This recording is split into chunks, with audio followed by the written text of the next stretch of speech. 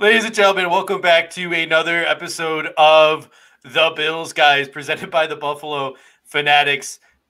My name is Steve Mathis. You can find me on Twitter at Judge Mathis. I am joined, as always, by my co-host, Dave Tilton, who you can find at Tilt Money. Bills Guys, I'm surprised. I'm just going to be honest with you. I'm surprised people are still coming back because last night was the premiere of the Hump Day Hotline with Joe Miller, Wired, and Jay Spence. So I'm just glad that people are coming back. I'm just glad that people are coming back. They're not scared away. They're not scared away by some of the competition we now have. But all jokes aside, those two did a great job last night. Looking forward to seeing them again next week. Ray Horton says, "What's up, my fave people?" Right back at you, Ray Horton. Nice to see all the regulars trickling back in the house. Joshua Barrett, F the Jets, Dryden Ocean. Andrew Miller's in the house. Yeah. And Smith's in the house. He's early tonight, as he said. So, yeah, we've got a lot of our regulars in. Let's get it started hot and heavy because this was a very popular sentiment. Obviously, most people know by now that New Era and the Buffalo Bills have rescinded their rights to the naming rights to the stadium. And one of the popular takes I saw, so I want to give you guys, since you guys could probably deal with multitasking better than I can, somebody figure out who the biggest folding table maker is in the world, and let's get them to sponsor the New Era field. So, Ray Duggan coming out strong. Who makes the folding tables? They can have the naming rights to the stadium. The very first comment, talk about starting it off hot. Jay Mazurkowitz commented with Lake Effect Field. I hadn't seen that one yet. That's a sick name, too. So that's kind of where I wanted to start off today, guys, is that's sort of like the only Bills news we got really, really going on right now. I know last night they talked about Trey White's comments, so we'll leave that there. Let's talk about the stadium name a little bit. Let's have some fun with it because we usually put up a graphic before the show starts, but I was having so much fun riffing like parody names of this stadium that like I completely forgot to put a graphic up today, and we just had to start with our faces on the screen. So what I want you guys to do is, whether it's a serious suggestion or whether it is a sort of parody suggestion, I want you guys to hit up the comment sections right now and give me your best ideas for new Bills stadiums names. Adam Miller comments with Lifetime, I think, is a table maker, but do they make folding tables? That's what we gotta know. ECW Stadium coming from Truth to Hearts, throwing people through the folding tables and the folding chairs. So let's have a little bit of fun with this because Twitter was a good time yesterday. And I'll tell you what, yesterday on Twitter, I was probably the snarkiest individual on the planet. Like my snark meter was like level 100 last night with some of the Bills Guy Stadium. Thank you, Josh. Was with some of the ideas I was throwing out there. And I think some of the favorites one I saw, like here's my idea of some really good sports stadium names. Kevin Connors, ESPN. How about we call it the Jenny Cream Ale Coliseum? But how's that going to work with all that Labatt flowing in the stadium, man? That's another name. So how about this? Labatt Blue Field. I love it. On top of Labatt Blue Field, if we name it Labatt Blue Field, Blue Turf, like that Boise State? Blue Turf? I'm not opposed to it. I mean, we've already got the blue end zone, so there's a play there, and you could have like the blue zone instead of the red zone. But Blue Turf, I don't know. Is there some kind of NFL ruling against that around the color of the fields? The NFL might have a rule against that, but maybe we could pioneer the new age of colored turf in the NFL. We've seen it with Boise State. I think it was like you said, it was like Eastern Washington or someone up there in the Northwest had a red field. I will say this though, as someone who is colorblind like myself, that those colored fields do not do it for me, man. They hurt the shit out of my eyes. And so I'm going the classic green, keep the end zones blue. But Labatt Blue Field has a nice ring to it, and obviously everybody loves Labatt, so hey, not bad. Truth to Hearts with Tom Brady is Gone Stadium. In going with the Tom Brady theme, if you have a child around, cover your ears. Tom Brady sits while he pees field at Tom Brady's Dildo Stadium. Okay. So too long? That doesn't roll off the tongue, does it? Well, let's not make this show an NC-17 here. But I will say that these funny names are pretty good. I mean, like we had, some of these are funny, but some of these are like legitimate like companies, right? Like we saw Mighty Taco Field. I think, did you see the thing on Twitter where I think Buffalo Wild Wings had retweeted the Bills comment about, like, the official Bills comment about them parting ways, and Buffalo Wild Wings had retweeted with just like the eyes, and they were getting torn apart. It was like, no, like that's not gonna happen. But if the money's flowing in, I mean, the thing is, I don't think that do the Pagulas even know that like the fans would riot if they named the stadium after Buffalo Wild Wings? Not to mention, by the way, not to throw like more fire onto this, but Josh Allen did say he was an Applebee's wings lover in that interview with Mark Sanchez. So maybe it would be like Applebee's and Buffalo Wild Wings. Well, we know who's going to be working the Monday Night Football crew in the future. But Andrew Miller, I love this name, the house that Jim built. But at the same time, I think the stadium was around for like 30 years before Jim Kelly. So it's a great idea. 73 is when it opened as Rich Stadium. So yeah, it's been around. Buffalo Blizzard Stadium. I like that. Well, here's an interesting one. FedEx may look for a new partnership with the stuff going on in Washington. That's an interesting one. So that's good. That's a good one. The Mafia Stadium. Here's a good one. Josh Allen's. Hey, if his nut company takes off, I wouldn't mind Josh Allen spreading the love and true. Put his nuts on our field. I mean, come on now. So here's a couple other ones that I thought were just too good. This one, whoever came up with this is just hilarious. So a person came up with this parody article where they were actually talking about a bidet company called Tushy that was offering. I think it was an Onion article where a company was offering the Buffalo Bills $12.5 million to name their stadium Tushy Stadium and host a college bowl game there every year called the Toilet Bowl. I mean, that had to be a parody article, right? You would think, but in actuality, it was dead freaking serious, man. $12.5 million bidet company. I mean, look, as far as we know publicly, that's the only offer on the table. Now, I'm sure there are other discussions going on, but this is the only one that's, quote, leaked so far to throw a toilet joke in there. But there were enough of those on Twitter today. I'll spare everyone any more of those. So like I said before the show, they're probably flush with cash. So yeah.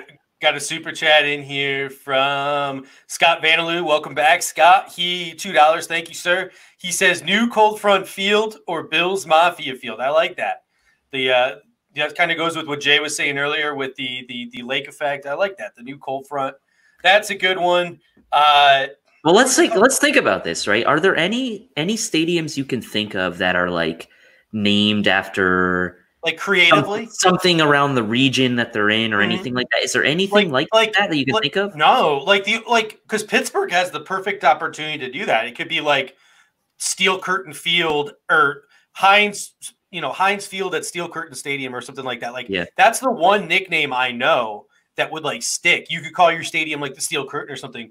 So this could be an opportunity for the Buffalo Bills here to legitimately find a name, like find a slogan, whether it's Bills Mafia or the Cold Front. Dude, find something that sticks. Trust the Process Stadium. That's a good one. Lake Effect Field. Find something legitimately like hometownish and brand your stadium in that way. And you could still attach a sponsor to it. Because how many times do we watch like the Poinsettia Bowl sponsored by like Nathan's Hot Dogs? Like, it's possible to do that. All you have to do is exactly what you just said. You can name the stadium. The stadium can have a sponsor, and the field, or the other way around, can have the name, right? Yeah, you see this all the time. Basketball arenas do that all the time. They name the courts after coaches, and the arenas get the sponsors. So it's Coach K Court at Cameron. I mean, it's Cameron Indoor Stadium. It's Coach K Court. I mean, you've got that type of stuff happening in basketball, so you could do something like that with the Bills. I'm trying to think if there's any football fields like that. I'm sure there are. Maybe someone in the comments can mention something like that. Pancho Villa Stadium. That's a good one. Fanboy Hooter Stadium. There's a comment in there. Top shelf for Mama I's Cookie Stadium. Let's not rub any of the Sabres juju onto this Bills team right now. Like, we just need to avoid anything related to. I like this one, Levy Field after Marv Levy. Yeah, if you're going to name the field and keep the stadium sponsored, you could have Marv Levy Field. Mm-hmm. I mean, that would be pretty legit, actually. If we are going to go local, there were a couple of companies. I saw someone mention Moog. M&T is one of the biggest employers in Buffalo. Now, the caveat there is M&T owns the stadium rights in Baltimore. Yeah. So in Baltimore, it's M&T Bank, Stadium. Right? Isn't it M&T? Yeah, M&T Bank Stadium. Yeah. So here in Buffalo, if they decided to buy the naming rights to the Ralph as well, they could call it M&T Bank Field as a way to differentiate. Well, so I wouldn't count M&T out as a possible employer. And there's precedent for this, because if you think about it, there's the Mercedes-Benz Superdome, and then there's Mercedes-Benz Stadium, which is the new Atlanta Falcons stadium. So you've got Mercedes kind of double dipping there. Potentially M&T could double dip. Mm-hmm. We got another company. We already mentioned Labatt's. We mentioned Moog. What's the other big? Wegmans. Which, if you can get Danny, if you can get those subs into the stadium, by all means. We're getting Wegmans in North Carolina now, man. We're getting Wegmans in North Carolina. It's great. They got to spread the word. They're a growing company. Zach Sheldon over at Trainwreck Sports commented, "Name it Fusillo Field." And then someone else chimed in, Ryan Talbot from New York Upstate chimed in, "You can replace the train horn with Billy Fusillo yelling huge." So that was a good one too. That is good. Interesting question from Steven here, another regular of ours. Does someone have Coca-Cola Stadium? I don't know about that, but the Bisons, the Buffalo Bisons, it's Coca-Cola Field. Oh, there you go. So there is a local connection there, and there is a Coca-Cola bottling plant in Buffalo. How big they are, I don't know. So Elliot's back in the house. Welcome, Elliot. SpaceX Stadium. There's a couple of good ones. I'll leave it with this one before we move on to the next topic. West Herfield, there we go. It's another big one. Sponsor of the Buffalo Fanatics. What about Picasso's? Maybe we can get them. Yeah. Someone was saying Macy's Pizza. Ryan Horton says, "Get drunk field." But let's leave it with this one. And here's some homework I have for you. Oh, it's another good one. Every time there's a good one, I want to go. But someone says, name it Cheerio Stadium, home of the Foreveros. Plus, downtown Buffalo smells like Cheerios sometimes. So I like that one with the GM plant. Pandemonium Field. That's a great one. I like that Pandemonium Field. That's nice. I like that. Back to the Future. Every time I want to move on to the next topic, I get stuck in this spin here. So I'm going to leave it with this one. This is the final one. And I'm going to tell Bills Mafia, I'm a little disappointed with you guys right now. A little disappointed. And here's why. We were having the conversation of the Buffalo alienate Fanatics. The viewers. That's a good idea. Nice. Sorry. No, I'm just letting you guys know that I need your help. I need your guys' help correcting a mistake that you guys made. That's all I'm saying. And here's what happened. Yesterday in the Buffalo Fanatics family chat that we got, we were having a conversation kind of like this, joking back and forth, going back and forth with stadium names. And our boy Manny, who writes for the blog, one of our favorite Canadians. There's so many favorite Canadians at Buffalo Fanatics. He's a Western Canadian. He was over from Edmonton, but he mentioned, like, how about something about being the only team in New York? So that struck off a light bulb in my head. So this was so good that I had to leave my personal account. I had to leave the Bills guys account, and I had to sneak my way into the Buffalo Fanatics account to tweet this. And the tweet was, how about we name it Not in New Jersey Field? And it only got like 38 likes and 3 retweets. Come on, people. That thing should have went viral. Not New Jersey Field? As much as people talk about it, you would have thought you would have got more likes from that. But head over to the Buffalo Fanatics Twitter right now. If you're watching it on Twitter, leave Periscope for 3 seconds and come back. Go find that tweet. Thanks, Josh. You gotta like it. You gotta RT it. You gotta spread the word. I would love to be Not New Jersey Field. Make a statement that you're New York's team. You are New York's team. Make a statement. Not in New Jersey Field. I like that one. All right, ladies and gentlemen, we are going to open it up now to a Q&A. So seeing as we're number one in the middle of July, in the middle of a worldwide pandemic, and the fact that we want you guys to like us again after last night's Hump Day Hotline. We want to make sure that you guys love us more forever and for always. We're going to open up the rest of the show, the next 45 minutes, to you guys. So head over to the comments section. If you have a take you want us to analyze, if you have a topic you want us to talk about, if you have a question you want answered, throw it down there in the comment section, and we will talk about it. Start with Cody Phinney here. All right, let's talk about football. Come on. So hit us up in the comment section. What do you guys want to talk about right now? And while you guys are doing that, I'm going to take a quick second to run a little, sneak in a little ad behind you. If you guys are interested, as football season approaches, if you're interested in some Buffalo Fanatics gear, head over to bffanshop.com. You get 10% off the BF Fan Shop using the promo code Bills, guys. So if you're looking for any more, if you're looking for any new Buffalo Bills swag as the season approaches, 10% off at the Buffalo Fanatics shop using the promo code Bills, guys. Yeah, and Joe and Spence used our promo last night, which I was happy about. They were Joe was not having it though. He said, "Don't use the Bills, guys." But we all know that that's the killer promo right there. So use the Bills guys promo. All right, so let's see what we've got here. Let's start with the Truth to Hearts comment here around no fans, no name, no respect. What a year to win the Super Bowl. Dude, there it is. There it is. So we'll start out the football talk with this, because this has been something that's, I think, been bubbling up with a lot of the fans. So thanks, Truth to Hearts, for bringing this up.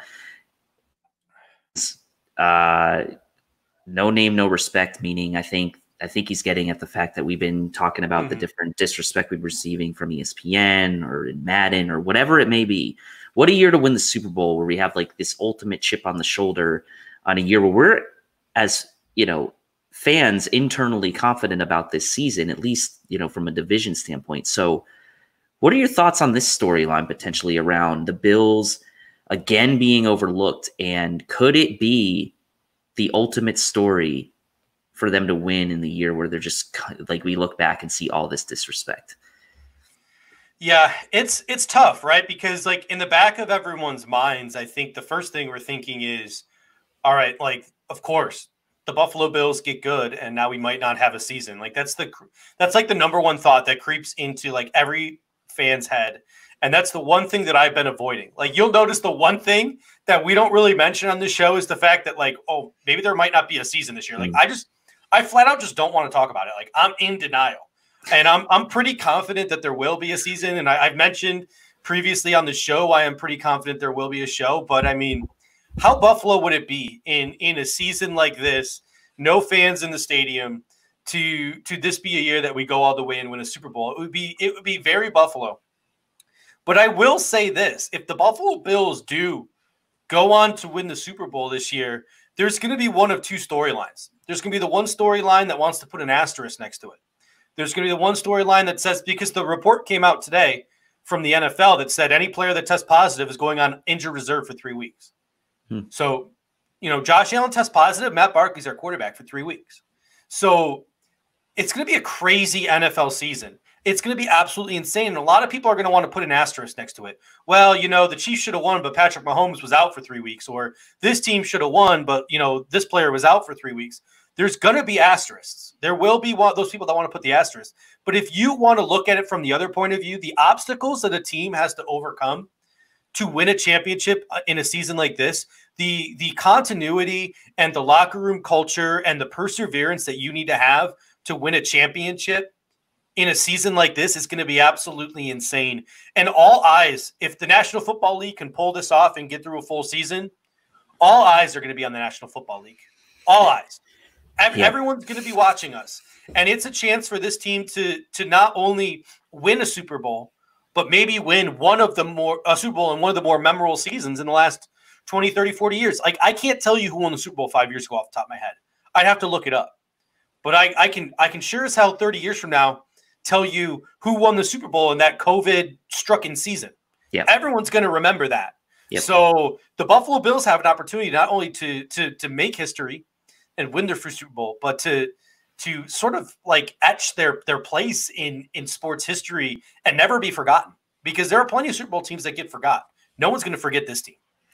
No one's going to forget it. And like you said, the year in totality, right? 2020 has been a wild year, right? With the COVID, we've got a lot of stuff going on, right?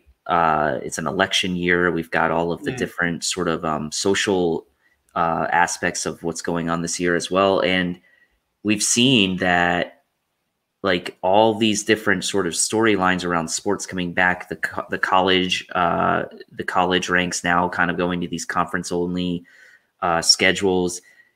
To me, it's like that whole thing. If the NFL can pull off the season, I'm not going to be the type I won't, but for me, it's not an asterisk, right? Everyone's got to deal with this. Everyone's got to deal with the same issues, the COVID testing, whatever. And the fact of the matter is like the chaos that could ensue from all of this stuff could actually be a benefit to the Bills, right? Because if like you think about the Bills realistically as like an where are they in the echelon of the AFC? They're in, like, let's be realistic. They're in a tier below right now, the Ravens and the Chiefs, maybe even Houston, right? I don't know. But like the fact of the matter is this chaos and this sort of uncertainty and all this sort of like randomness that could kind of play out throughout the year could actually be something that vaults them into a situation where maybe who knows, maybe they win a playoff game that we wouldn't have thought they would have won otherwise. And at the end of the day, like you said, 10, 15 years from now, no one's going to, at least in my mind, no one's going to care that like maybe they won a fluky game, but they're going to remember they won the Super Bowl that year of COVID. And so let's hope it's an isolated thing to just 2020. Like that's the other aspect that we don't want to talk about either, but let's hope for that. Yeah. And Smith comments, I'm pretty sure the coronavirus vaccine has had some early success. Yeah. There was a report yesterday that Moderna, I believe, they tested the coronavirus vaccine in 3 different dosages, and the middle dosage had a lot of success with very minimal side effects. Like antibodies were created within these people's bodies. They're now going to like they're skipping a lot of steps. It's like they usually take 3, 4, 5 years to do these things. They're doing the final test run like at the end of this month, and it's a 2-shot vaccine. So they're going to give one on the 27th of July and one on the 27th of August. And if all goes well, we should have a vaccine by October, November. The only issue with the vaccine right now is, one, it's a 2-dose vaccine, which is not the norm. Usually these vaccines are usually a 1-shot vaccine. And 2, they don't actually know how long the antibodies will last in the body, because we're already seeing people who are getting coronavirus now get it again because the antibodies aren't lasting. So those are some of the things that we need to talk about. Kevin Massare, do you think Christian Wade makes the roster? I will say this. My answer is no. Especially in a COVID shortened off season, I just don't know if that guy's going to get up to snuff in the playbook enough for him to have success to make this roster. But I will say this, and I've mentioned it on previous shows.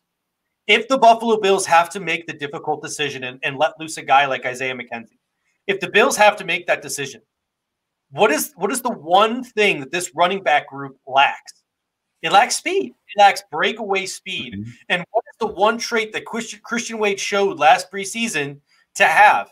Breakaway speed. So if there is a way, if there is a way for the Buffalo Bills to maneuver Christian Wade onto the field and get him on the field, he's going to give you something that no other player on this offense has at the running back position, and that is breakaway speed. Something that you can maybe utilize in sort of smaller chunks.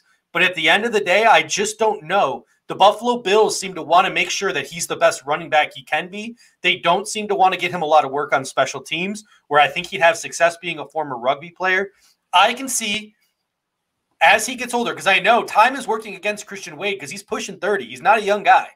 I can see maybe he's 29, I think. In a couple of years, him getting a role as a special teams guy, a gunner, replacing a Tywan Jones, maybe getting a role on special teams, returning kicks and punts with that rugby background, and being a specialty sort of change of pace, breakaway speed running back.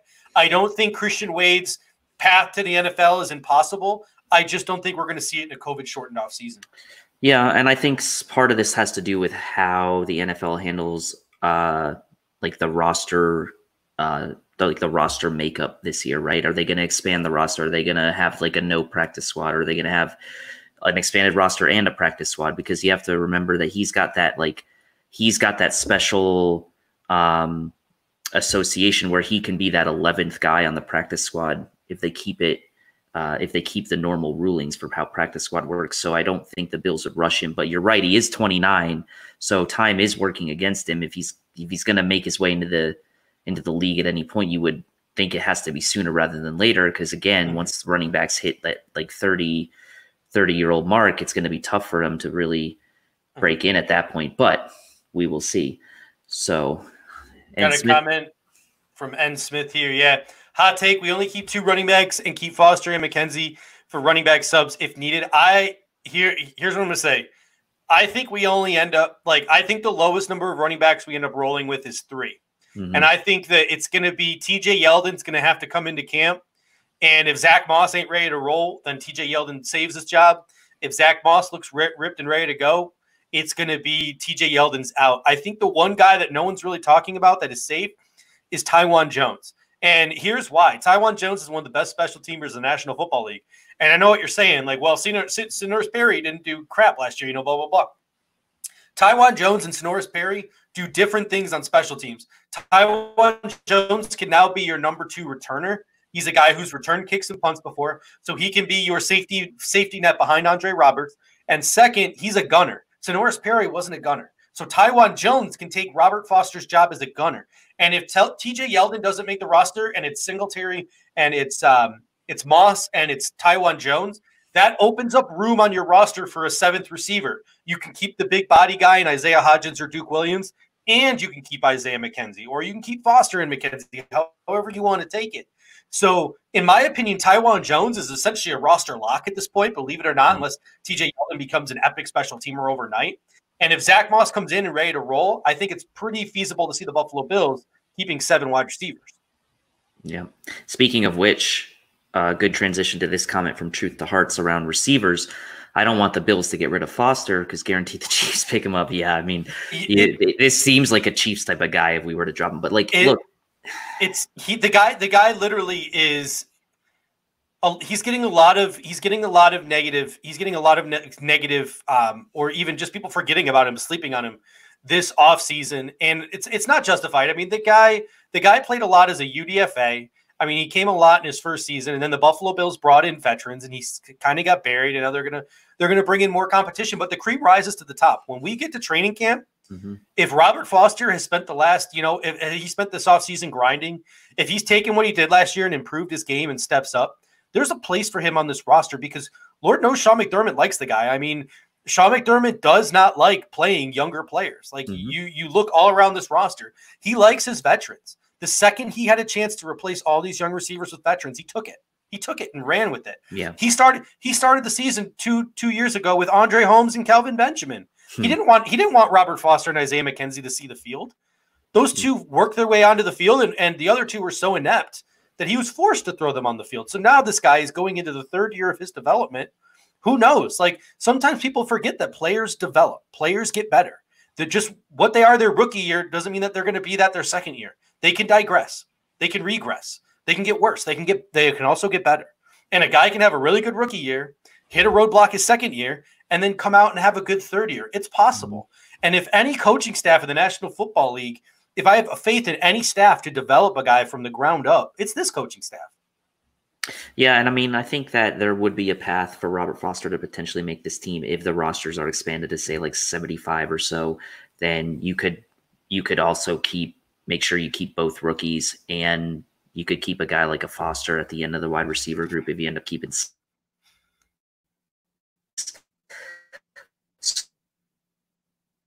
So there is a path for him. To me, we should see unfold between with Foster, McKenzie, Hodgins, right? Duke Williams, like the bottom of that wide receiver becomes really interesting because Gabe Davis is making this team. Like, there's no doubt about that. He's a 4th-round pick. He's going to be on this team. We already know who the top 4 guys are, or top 3 guys are, I should say. And we're pretty confident on Andre Roberts is going to be the kick returner. So that literally leaves 1 spot if we only keep 6. And so if there's 2 spots, then maybe there's a situation where it's Hodgins and Foster, or it's Hodgins and McKenzie. Like, so, there's situations and different combos that could play out in that scenario. And that to me is the path for Foster making the team. And I really like Andrew Miller's comment here. He says, how many special teamers can we keep? Roberts, Jones, Marlowe, Matakevich. Stop cutting talent for special teams. And we had this conversation late last season where I was super upset after that Patriots game because Lee Smith played 2 snaps all game. Like, he played 2 snaps on offense, didn't play a single snap on special teams. I was heated. In our post-game podcast after that game. And I'm totally with you. Andrew. In my opinion, Tywan Jones, Andre Roberts, and Taylor Matakevich can be the 3 guys where it's like they see the field for special teams and special teams only. Every single other player better be able to step in, at least for an injured player. Like Dean Marlowe, I don't think it's fair to put Dean Marlowe on this list because I think if Micah Hyde got hurt or Jordan Poyer got hurt, Dean Marlowe could step in and play a week or 2 at free safety or strong safety and not embarrass himself. He's a good backup. Like, Dean Marlowe is one of my favorite players on this roster. I love the way that dude just sticks around and grinds year after year. Like, whenever he's out in the field, he's not the superstar in the field, but he never embarrasses himself either. You love to see that from backups.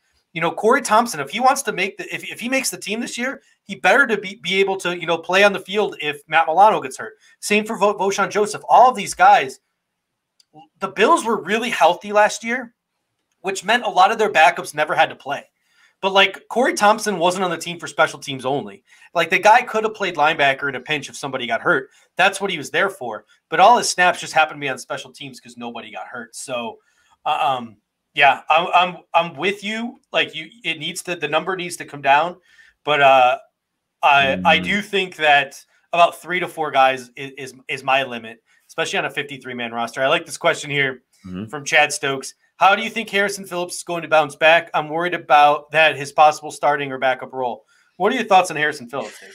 Yeah, so for those of you who watched, I think it was maybe 2 shows ago, we were talking about under the radar storylines going into 2020. And one of the first ones I brought up was, like, we're not talking about Harrison Phillips much, right? We brought in Vernon Butler, brought in Quentin Jefferson. We've got Oliver, we got Starr. Like, the interior of that defensive line, and really the entirety of the defensive line, is super deep going into 2020, which is a great thing for the Bills. But what does that mean for Harrison Phillips coming off that ACL? We know in 2018, he was he was under Kyle Williams' wing in that last season for Kyle, 2018, getting my years mixed up. Anyway, and he was playing well the first couple games of last season before he got hurt. So I want to see Harrison come back, and I want to see him come back strong, but I think the Bills have the luxury. Again, a lot of this depends on how the roster rules come down, but the Bills will have the luxury to bring him along slowly, especially given that they haven't really been able to see him, right? Is camp going to be shortened? Are there going to be no preseason games?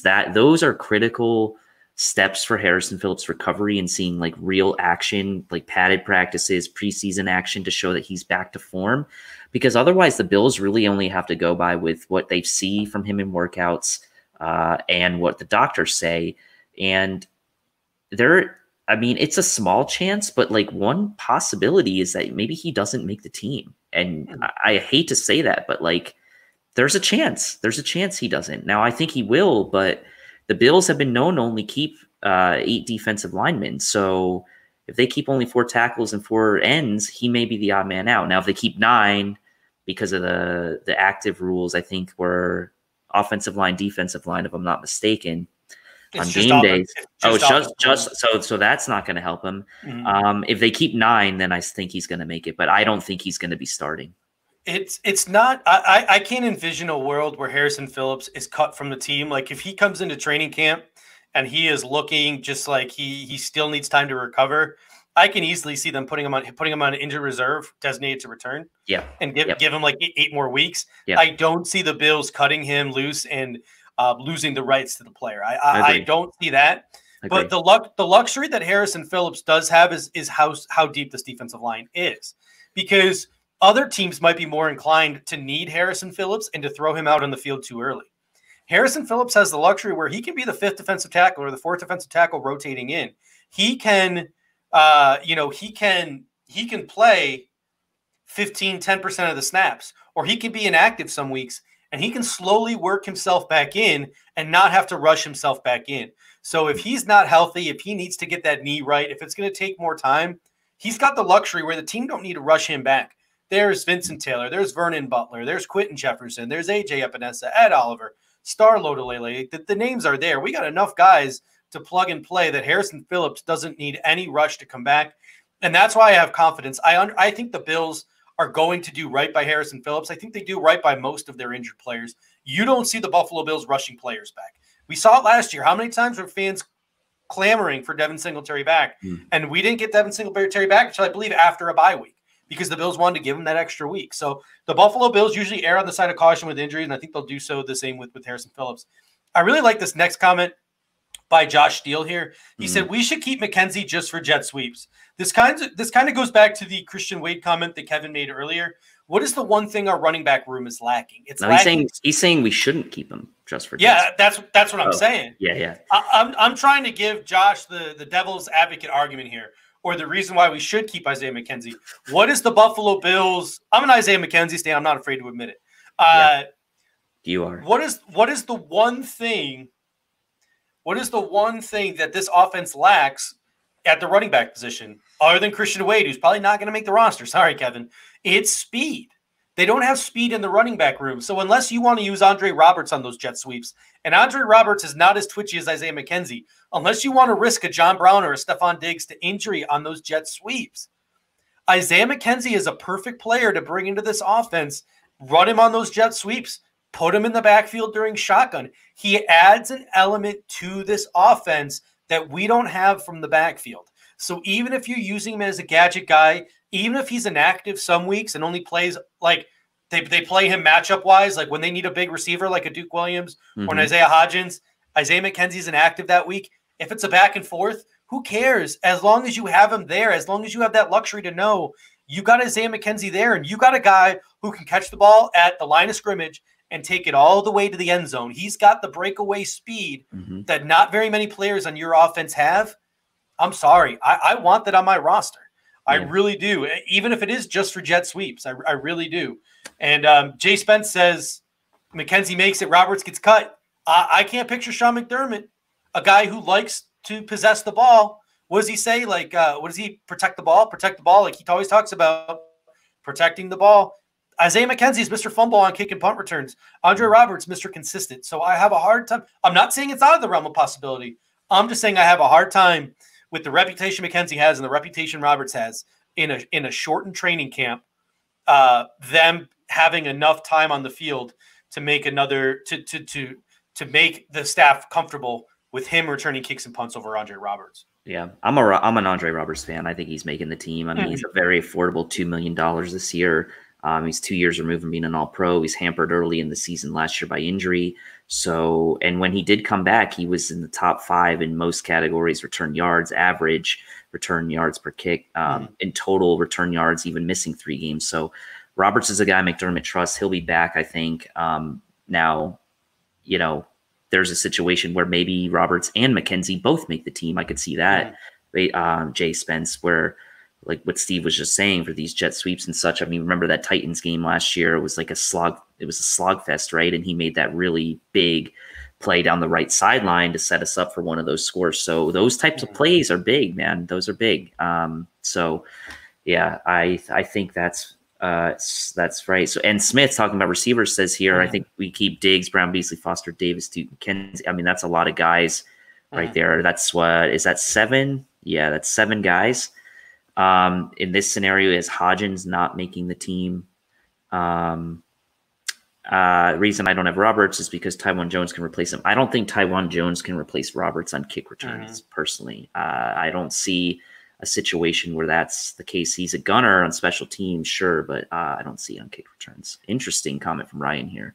Yeah, Ryan says, how about we go get Mostert? He requested a trade. He's a speed back, and he's a special teams guy. So I love Mostert, man. That would take Tywan Jones out of the equation. Yeah. But then you have to ask yourself, Raheem Mostert wants out of San Francisco because, 1, San Francisco is not willing to pay him. He wants to start somewhere. And 2, he wants more carries. Yeah. So he wants to be a feature back, and he's part of a committee in San Francisco. Even though they've let Matt Breida go, they still got Tevin Coleman. They still have Jerick McKinnon. They still have another guy there, Jeff Wilson. There's a lot of guys, and Kyle Shanahan likes to shuffle his running backs. So if he came to Buffalo, he'd come to a backfield with Zach Moss and Devin Singletary. So I love the idea of Raheem Mostert, but I'd rather go out and find myself a Raheem Mostert off the streets, like Raheem Mostert was found off the streets, than go and trade draft capital and have to pay a guy like Raheem Mostert and then have him ultimately be probably not happy because he's not getting a lot of touches. I really liked the one comment from Corey Buffalo, and we've sort of hinted at this question before. Do you see the comment? Yeah, I think I know. Yeah, that's the one. I really like this comment, and I don't like. He says, "What do you think will benefit more from going against each other in practice, Diggs or White?" I badly just want to just say like both. Like I really do, but at the end of the day, I'm gonna go with Trey White. Like I really am gonna go with Trey White because what's the one? So for all the arguments that we're seeing on Twitter right now between Stephon Gilmore and Trey White, what is the one sort of difference that most pundits are pointing to? Well, there's two major differences. One, that Stephon Gilmore has done it for longer, which is it's an argument. The second is that Stephon Gilmore plays more man-to-man defense and probably played higher caliber receivers this past season than Trey White did. Trey White didn't go against a lot of big-time alpha receivers last season. So that's the one argument against Trey White. So having Stephon Diggs here going against an alpha receiver day in and day out in practice, I feel pretty confident now that when Trey White sees an alpha receiver in the regular season, he's going to be able to stake his claim with Stephon Gilmore for a 99 overall in Madden next year because he's going to be ready for those alphas this year that he has to play. Yeah, I'm with you. I think it's White. I think, you talk about the guys that Diggs has gone up against in practice over the last couple of years. Obviously, Xavier Rhodes has probably been one of the main guys he's gone up against in Minnesota. Now, obviously, he's kind of taken his lumps over the last few years, but early on, I mean, even when Diggs was kind of breaking into breaking out a couple years back, Rhodes was still playing pretty well. So to me, this is a clear Trey White's going to benefit more. And so I'll just leave it at that. Trey going against elite rounder is so beneficial. Yeah, I agree, Sterling. I mean, that's exactly what we're kind of hinting at here. Maybe make him a more complete corner there. I'll tell you what, Stephon Gilmore, you think John Brown's tough. Oh, God. John Brown's tough. Talking shit already. Here we go. Someone, Joe Smith, chimes in with a Josh Allen MVP. Oh, I don't know if Pierre's going to be happy about that. I don't know if you guys actually saw this on Twitter today. For those of you who don't watch the show normally, or do watch the show normally but aren't listening, I think people pretty well know that I have a Twitter obsession at this point. Twitter is my life at this point. My fiance is, starting to rib me about it. That breaking off that engagement, man. That I love Twitter more than she does. But what kind of ring did you buy Twitter? But today, the Madden rings have come out over the past couple of days, and Josh Allen has the highest throwing power rating, and he's got a higher rating than Patrick Mahomes. Take that, Patrick Mahomes. But anyway, one of the PFF guys posted a video clip, a montage, on Twitter today of Josh Allen saying, like, look at that throwing power. And it was literally a video clip of Josh Allen overthrowing receivers. Overthrowing receivers by like 15, 20 yards. Throw power, man. I believe it was Joe DiBiase from WGR 550 made the comment, or Derek Kramer. Someone from WGR 550 made the comment on Twitter today. They RT'd with a comment to the video and said, man, if Josh Allen can just hit 25% of these deep balls that he's missing, he's a franchise quarterback. And they're right. So Josh Allen has dedicated a lot of this offseason to fixing that deep ball. He took a lot of shots last year and missed a lot of shots last year. If he can just, for every 4 shots he missed last year, if he can hit on one of them, that's 5-6 touchdowns right there. That's 5-6 big game-changing plays that instead of a 2 or 3 field goal possession game that the Bills are clinging on to against the Bengals or the Giants, it's game over and we run away with it in the 3rd and 4th quarters. So joke all you want about how much he overthrows the football, but we saw how much Josh Allen improved his completion percentage over one offseason. We saw how much Josh Allen improved upon things that people criticized him for from his rookie season in one offseason. Think about how Josh Allen is going to be now. that he has this offseason to fix that deep ball that everyone was making fun of. So I'm looking forward to it. And I think the Josh Allen MVP talk kind of leads me at least into the direction of this question from James, where he says, who do we lose next year to a head coach job, Frazier or Daboll? Now, I think that we honestly could lose both, but if Josh Allen does have an MVP caliber season, I think it's probably going to be Daboll, because he's going to end up getting a lot of credit for those statistics in that solid year, especially given the tough schedule we have this year. I do think Leslie Frazier deserves another chance to be a head coach in the NFL. That could be the case at the end of the season again.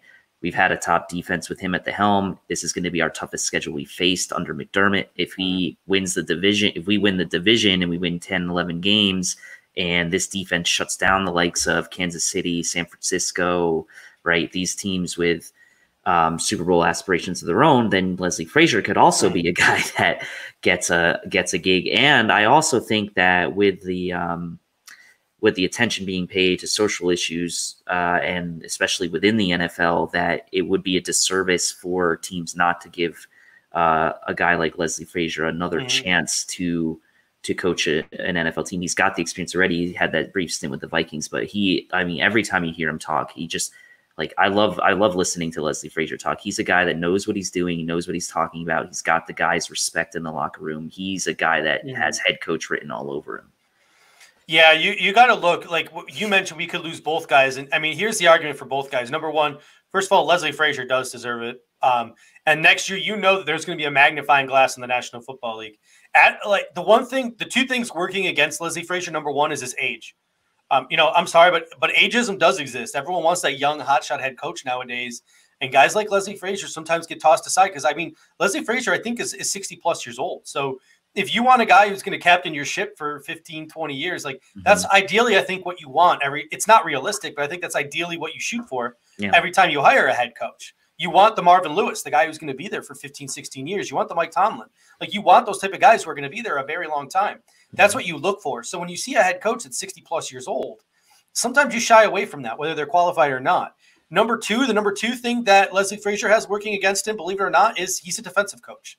And defensive football coaches do not get the sort of benefit of the doubt like offensive coaches do. I really do think if we have success on offense this year, Brian Daboll is gone. And I would not have actually said that in the past. But, because Brian Daboll always gives off this very sort of surly sort of attitude, and you're not really sure what kind of person he is. And you're not sure, I don't mean that in a bad way, he's a horrible human being, but you don't know what his personality is and how that would mesh with the locker room and stuff. And then seeing a lot of the embedded stuff this year and seeing the way some of the players talk about Brian Daboll and the relationship he has built with Josh Allen and the relationship he has built with guys who have been here for a month in Gabe Davis and the way they talk about Brian Daboll and the fact that Brian Daboll comes from that New England tree. And whether we like to admit it or not, we rip all the time the way he flows a game, but the guy knows how to call some really nice plays. He really does. So the guy's going to go in. He's going to wow people on the whiteboard with his Belichick New England pedigree, with the fact that he worked with Josh Allen for 3 years, and Josh Allen probably improved over the course of 3 years if he's getting interviews. He's going to come from that Sean McDermott culture. He's going to have all of those things on his resume and talk about all of those things. Brian Daboll's as good as gone if the Buffalo Bills make the playoffs this year and Josh Allen takes a big leap. It's not even a question in my mind. And then Joshua Barrett comes to that next question: who replaces Daboll if he leaves? And that's another really good question. What do you think?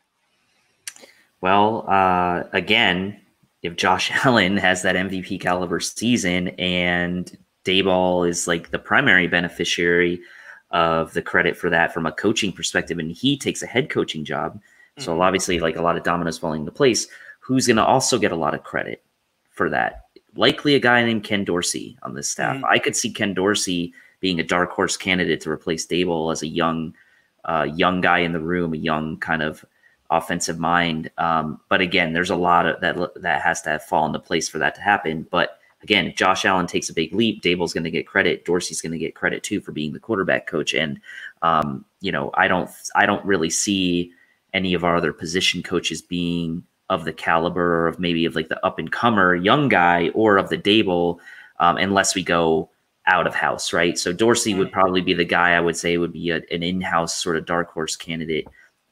Externally, I don't know, man. I have no idea because you never know who's going to become available, who's going to be an up-and-comer from other teams. But so I'll just say, Dorsey will be my answer for in-house replacement. Yeah, I'm going to go opposite. Like, I'm going to say if Leslie Frazier leaves, I can confidently tell you one of two guys who one of which will be the defensive coordinator, because I think Sean McDermott knows defense. Sean McDermott knows that defensive staff, and I think Sean McDermott has a lot of comfortability with that defensive staff, and he feels like he can sort of raise a guy up the ranks. Comfortability, is that a word? I don't think that's comfortability, security. I don't know. You know the big words. I make up words. I'm just messing with you. I can confidently tell you that if Leslie Frazier leaves, our next defensive coordinator will either be Eric Washington, our defensive line coach, who was a DC in Carolina, or Bobby Babich Jr., son of linebackers coach Bobby Babich, current safeties coach. I've heard from a couple of people that Bobby Babich Jr. is one of the up-and-coming coaches in the National Football League, and that for sort of like a no-name position coach, he actually has a lot of respect within the National Football League for his process and the way in which he goes about things. And so Bobby Babich Jr. is another name to keep an eye on if Leslie Frazier leaves. If Brian Daboll leaves, we saw what happened when Rick Dennison was the coordinator of this offense. To me, Ken Dorsey seems like a pretty vanilla guy. He comes from that Mike Shula, Carolina tree. The other name that sticks out to me is Chad Hall. He seems to have a lot of growth potential within the Buffalo Bills staff. But I really don't see any of those guys getting the nod. I really see Sean McDermott taking the CEO type approach and outsourcing the job and looking for the best candidate on the market. Because you've got to think, if Josh Allen does take that next leap, and they're going into year 4, and you have Stephon Diggs and John Brown and Cole Beasley and Devin Singletary and Zach Moss and Dawson Knox and an offensive line that's probably going to be returning for a 3rd straight season. You have all those pieces in place, dude. What fired head coach with a great offensive pedigree isn't going to want to come and resurrect their career here? And you might not want a first-time offensive coordinator in that position. So that's a good point right there. We've had some good, interesting comments about Kyle Williams as a potential defensive coordinator option. I don't know if he'd come right in at that level. I could see him getting into coaching, but I think it would be more of like position coach to start with. But I like the idea of that potentially.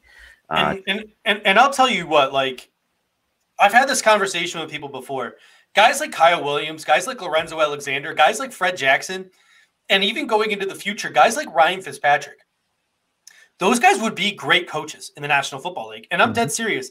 I'm not saying that because I'm a homer.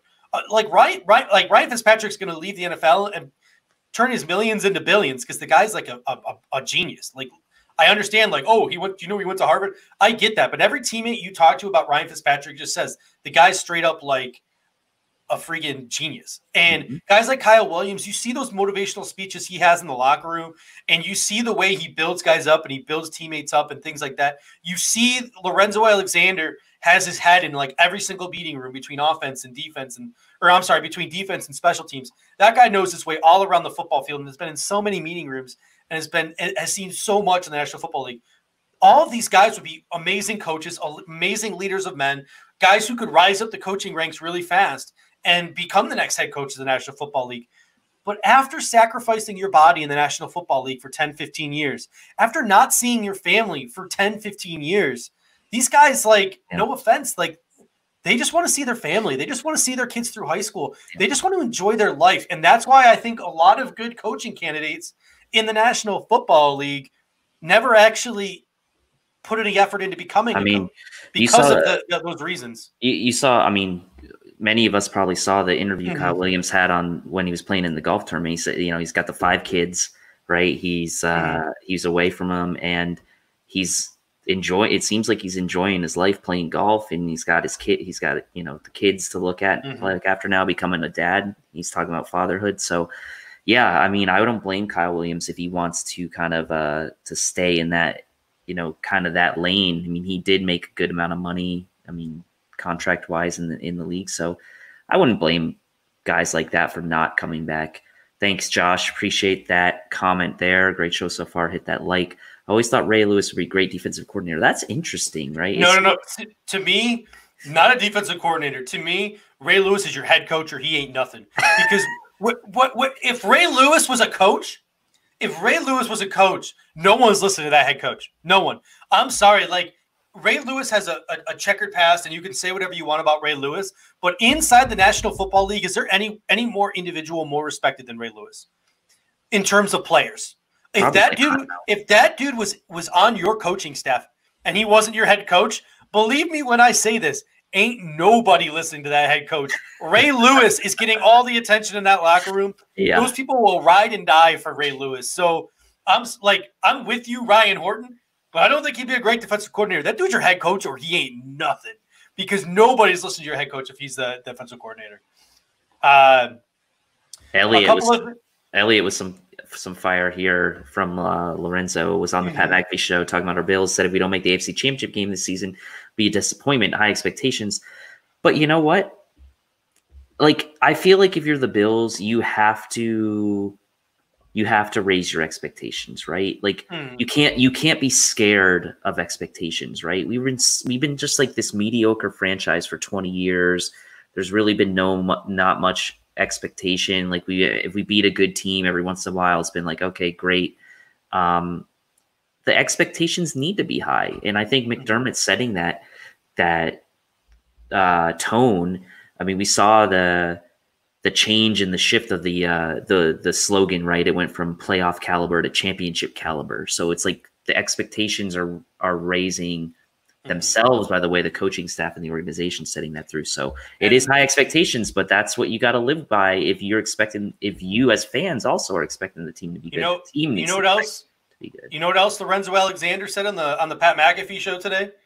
He also said that he's working out and he's ready. And if the Buffalo Bills make a run, maybe there's a COVID situation or maybe there's an injury, don't be surprised that Lorenzo Alexander is suiting it up for the Buffalo Bills again at some point in 2020 if they start to make a playoff push. So keep that in the back of your minds. The guy's ready for a comeback. There's a comment here from Buffalo Bills Nation. I think Tom Brady would be a good coach, and I don't. And here's why. Is he going to be like the Michael Jordan type? That's exactly what I'm going to get to. Because Peyton Manning has made the same comment before. Peyton Manning said, like, I will never be a head coach because I am too much of a control freak. I would want everyone to be just as driven, just as good, like as me, have the same mindset as me, be just as smart as me, like be just as cerebral as me. He's like, I'd want everyone to be me, and that's not a realistic expectation. I think Tom Brady's got that same mindset where if he's in a room with a quarterback who's not as driven as him or is not as good as him, or you know what I'm saying? Like he's going to be too much. And I think Tom Brady would push you guys' buttons too hard. I can't see Tom Brady making it work as a head coach, just like I couldn't see Peyton Manning, who Peyton Manning self-reflects and self-admits that he'd never be a head coach for that reason. Yeah, and Tom Brady, another situation where, he's got a family, he's got, Giselle, obviously. It's like, does he even want to coach? He's played for so long, and I think he's like extended his career for so long that he's kind of like, he may be the type that's just like doesn't do anything with football once he retires, and just like within the first 10 years of his retirement, he'll have about 10 kids living with Giselle. Oh my God. Yeah. Well, that's what they do in retirement, right? All right. We're at the 58-minute mark, so we're going to end with this comment tonight from Martin Bradstreet. And a couple of people have been saying this in the comment section. I haven't been able to follow the comment section like die hard, so it looks like credit goes to Round 706 here. Let's get this name off the ground. The 716 Mafia Stadium or the 716 Stadium, that's got a pretty good ring to it. I really like that idea of maybe Stadium 7. Did you ever see Parks and Rec? With, I watched the whole series, man. Entertainment 720. How about Stadium 716? Entertainment 720. But Entertainment 720 went bankrupt, man. So all right. Well, I mean, we are run by the Pagulas, so. I mean, come on. How funny is it that on the same day that New Era, I shouldn't say it funny because people are getting laid off from their jobs. It's not funny, but they closed their warehouse in Derby. They're laying off employees at their corporate headquarters. They're rescinding their naming rights to the Bills Stadium because they can't afford it. And sure enough, Channel 4, Channel 7, Ashley Rowe, I'm sorry, I don't know which station she works for. She credited the Buffalo News. Apparently, over the last 2 years, the Pagulas have been counseling New Era on how to structure their company. So I think New Era's only got the Pagulas to blame at this point for running that company into the ground. So is New Era John Ralphio, and are the Pagulas Tom Haverford? Like, what's going on here? Thanks, Mark. I love you guys. We love your avatar too. That's a great avatar. Yeah, that's a great avatar, man. Appreciate that super chat. We're right at time here. So any parting final thoughts? Do we want to announce the winner of? Thank you. I should have done this at the top of the show, so I apologize. So we will announce this again at the top of the show again. But if you are still here, our random winner of the Super Chat giveaway for the month of July was Cody Phinney. You are our July giveaway winner. So, Cody, if you send us an email at thebillsguys@gmail.com or shoot us a DM on Twitter at thebillsguys, we will get you started. Pick anything you want from the Buffalo Fanatics store. Let us know what you want. Let us know the size you want. Email us or DM us your address. Hey, Cody, there he is, Cody, with the super chat too coming in, and he wins. So that's great, man. And that's awesome. We'll answer that question in a second. But so, Cody, you are actually our super chatter giveaway of the month winner for July. So shoot us an email at thebillsguys@gmail.com or shoot us a DM on Twitter, and we will get you hooked up with some Buffalo Fanatics swag, anything you want in the store, and we will mail it to you. So now we got this question from you here to close out the show. What's both y'all's expectation this year? Playoffs, divisional, AFC Championship, or Super Bowl? And be realistic. I'll tell you what. My expectation this year is I think the Bills ceiling is the Super Bowl. I really do believe this team has the talent if Josh Allen takes the next step to get to the Super Bowl. But there are so many factors that play into getting into the Super Bowl, and sometimes even just luck and injuries play a role in that. So I'm not going to say Super Bowl or bust. But what I will say is my expectation for the Buffalo Bills this year is that they, one, make the playoffs. Our schedule is tougher this year. I don't care how they make the playoffs. I just need them to make the playoffs. And only one team gets a pass this year to the second round automatically, and that's whoever is the number one. And I don't think with Baltimore having the easiest schedule in the National Football League, the Buffalo Bills have a shot at number one. So I just need the Buffalo Bills to make the playoffs. I would prefer – so I'm gonna go as far as saying make the playoffs, home playoff game, win that game, and get to the second round.